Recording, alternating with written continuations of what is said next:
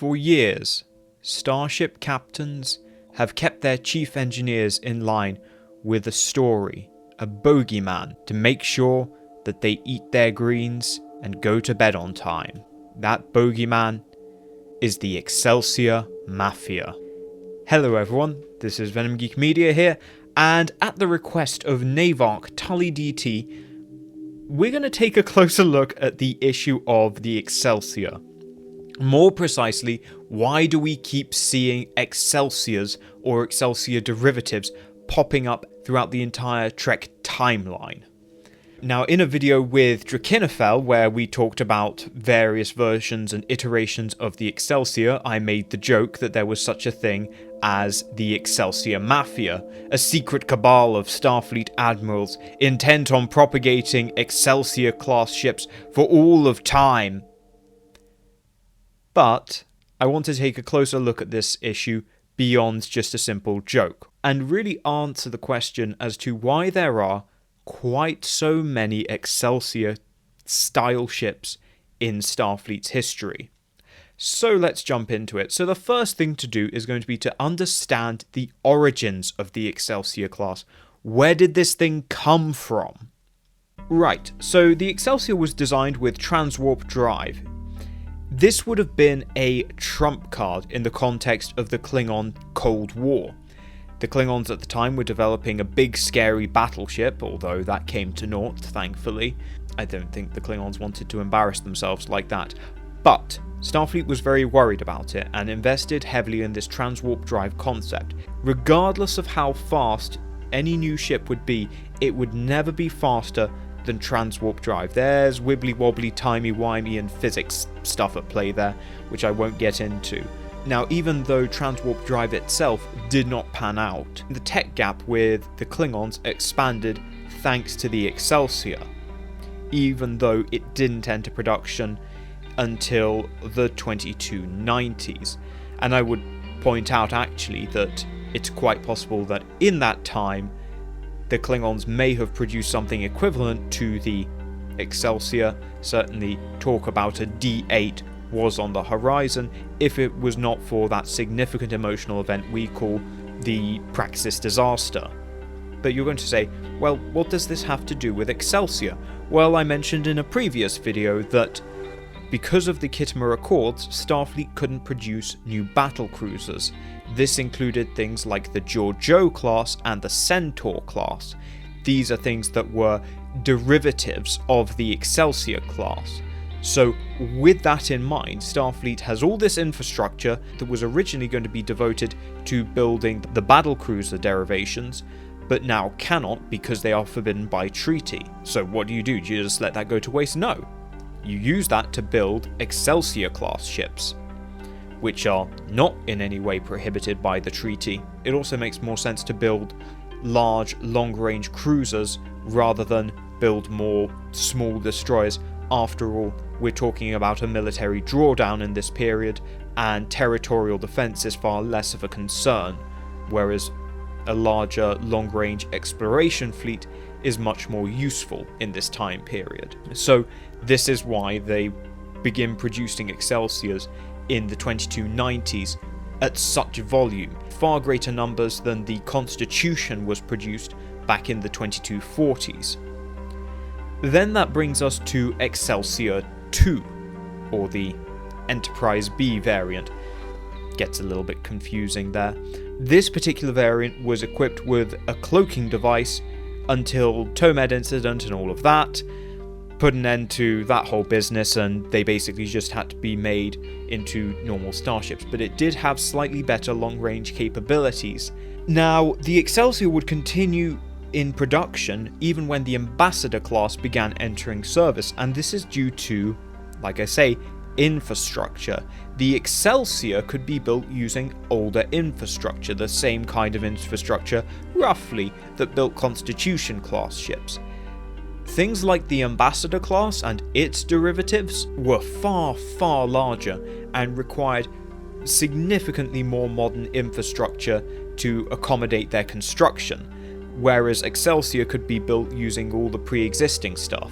So it was much easier to keep up production of Excelsior, while the larger facilities were being set up for Ambassador and the larger ships that would follow. So that also meant that it wasn't pushed out of the construction line by a newer ship, because all the newer ships were too big for those production lines anyway. And the other side effect of that is that kept the supply chain going, and it maintained supplies of spare parts, which meant that also Excelsiors had far better uptimes than other starships. A lot of other starships, particularly the newer ones, would spend far greater amounts of time in yards, getting repairs, refits. But because there was such an abundance of spare parts for the Excelsior class, and they could actually, if they really wanted to, cannibalize parts from even older vessels like Constitutions and Mirandas, though that wasn't advised, it meant that Excelsiors had a much higher state of readiness than the current generation starships, and so an Excelsior was always available when you needed a starship, and it was a very useful jack-of-all-trades second echelon ship, and was very popular with the Admiralty for just hopping about to wherever they needed to get to, because as I say, an Excelsior was always there. So really, to sum this up, the reason that there are so many Excelsiors in service by the late 24th century is because more infrastructure was available for its construction, and Starfleet didn't see the need to have too many other kinds of ships when that infrastructure was freed up. They didn't see the need for destroyers or specialist science vessels. So the result was that Excelsior was kind of unopposed and didn't have to compete with other requirements. Starfleet was, in a period of transition, and Excelsior was best positioned to satisfy the needs of the service during that transition. Okay, so that answers why there were so many Excelsiors, but now we need to answer the question, why are we still here? Just to suffer? So, I will say, the original run of Excelsiors were decommissioned after the Dominion War, or in the process of decommissioning. There was a lot to decommission. Now, that should have been the end of the Excelsior, but then the Obina class shows up. Now, it's unclear quite how many Obina class ships there are.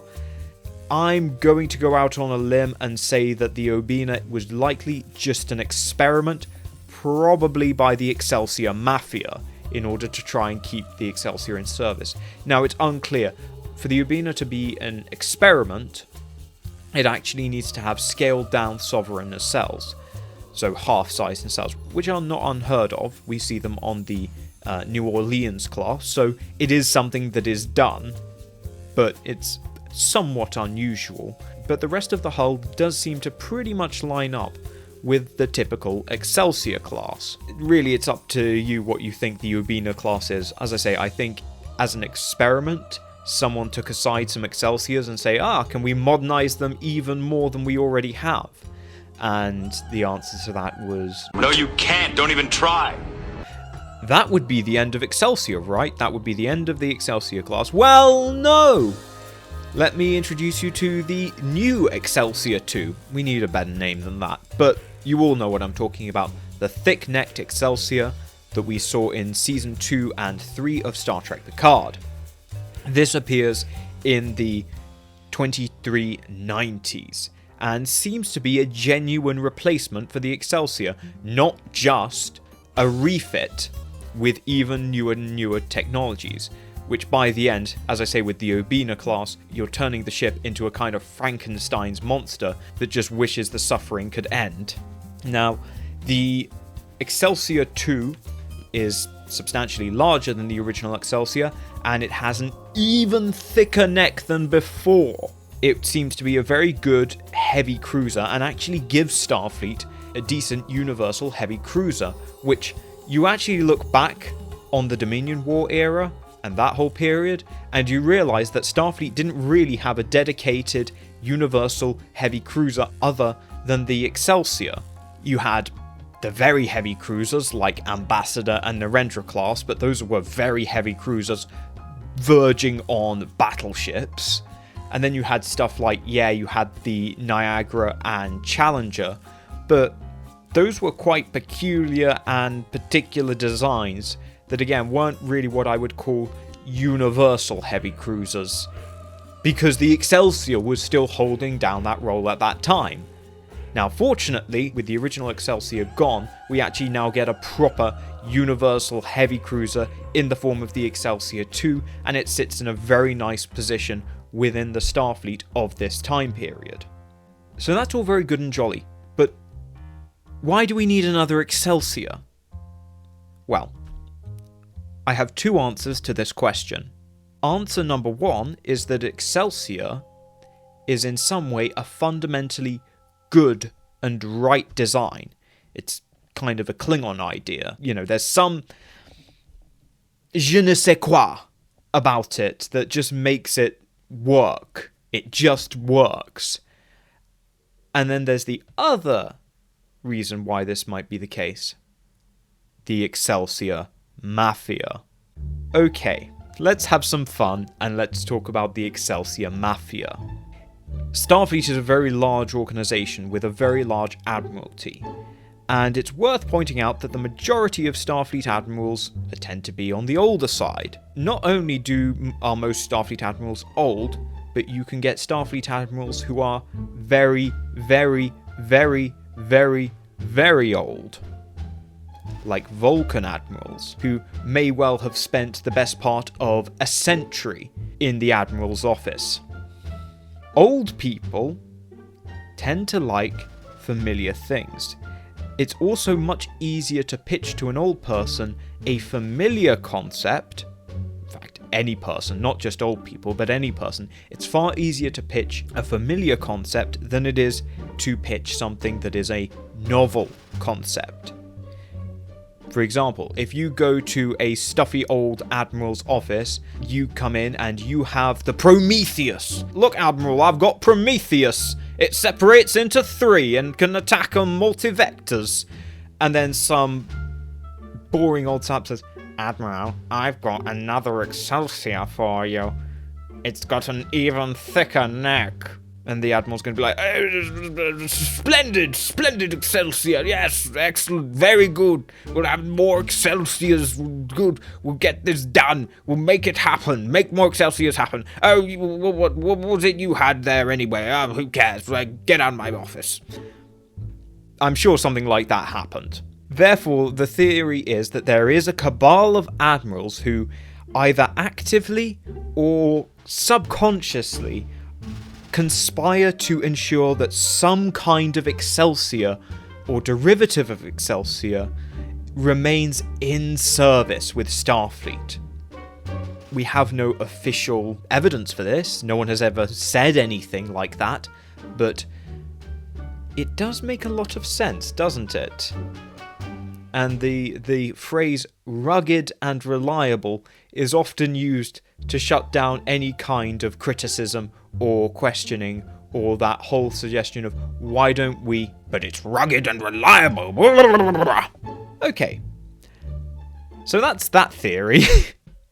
But there's another side to the story, and that is the idea that it is a fundamentally good design, that Starfleet has happened upon something here that actually works very well.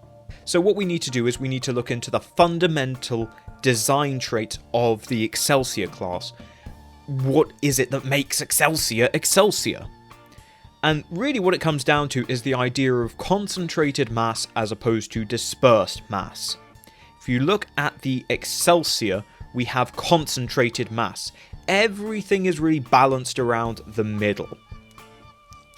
If you look at something like a Constitution class or a Galaxy class, everything is balanced towards the edges. It also has a very interesting length to width ratio. This is less the case when we compare it to older vessels like the Constitution, but when we compare Excelsior and other Excelsior type ships to other ships of the 24th century, like Ambassador class, like Galaxy class, we suddenly see that the Excelsior has a very different length to width ratio. It's proportionally much longer than it is wide compared to things like the Galaxy and Ambassador class. It also has a lower draft than equivalent sized ships. It's got a much lower profile. There's also the curvature of the hull, particularly the ventral hull. The ventral hull is curved, and this is even more the case on the Excelsior II. And we also have a flat dorsal section. While other similar ships will have changes of elevation on the dorsal quarters, the Excelsior, in its dorsal profile, is flat. The Excelsior has an excellent warp geometry. It's interesting to note that Sovereign would actually follow in the line of Excelsior rather than the Galaxy or Ambassador class. The curvature of the Excelsior's hull is so designed that it allows for that very tight warp geometry on the bottom and allows the ship to sit quite far forward and low in the warp field, far lower comparatively than, say, a Constitution or Galaxy class would, which have to actually sit quite high in the warp bubble. These kind of traits are not without their issue, but they do help. Another thing to actually notice about all Excelsiors is that they have these, what I'm going to call stacked necks, which is basically, it looks like a accordion on the neck, and that is probably tied to warp dynamics. It probably enables the ship to have this very thick neck because it's got these kind of breaks in the side. It actually minimizes the overall profile of the neck and gives it a similar kind of performance to a ship with a far thinner neck, whilst also maintaining that level of internal volume, which is very useful to have. A lot of starships struggle with what they can and can't put in the neck, but the Excelsior doesn't necessarily have that concern because of how thick the neck is, proportionally to the rest of the ship. So, that's the argument that the Excelsior is just a fundamentally good design. But what do you think? I mean, really, what? You really think that there's some secret cabal of Admirals out there with a strange, almost cultish devotion to the Excelsior who are actively manipulating Starfleet in order to ensure the continued service of the Excelsior? I mean, come on! That couldn't possibly be true. Could it? Thank you to my members. My Navarks, Jeffrey Ballard, Tully DT, Rella, and David Reeves. My commanders, Captain's Quarters, Chase Rector, PQSK, Philip Tye, Bird Monster, Jeff Hallam, Mark Philippe, Robert Sampson, Sean Farrell, Narata, Das Blas, Adam Bowman, Nathaniel Mead, DM Tribal Typhoon, Gabe Logan, Mr. Fleagle, Nicholas Walsh, Tom Zaros, and J.C. Tech Wizard. And I salute my Centurions, Pendlebury, Marcus Hall, Julian Arnott, Freedom Trooper, Okokatam Questo, Squadra Course, John Nicole, Athys Collection, Tobias Klein, and Greg Martin. And I thank all my loyal sub-lieutenants, and I welcome Lee Brandon, Springtime, Ronald Hoffman, and Section 31. Thank you guys for supporting the channel, and I will see you all in the next video.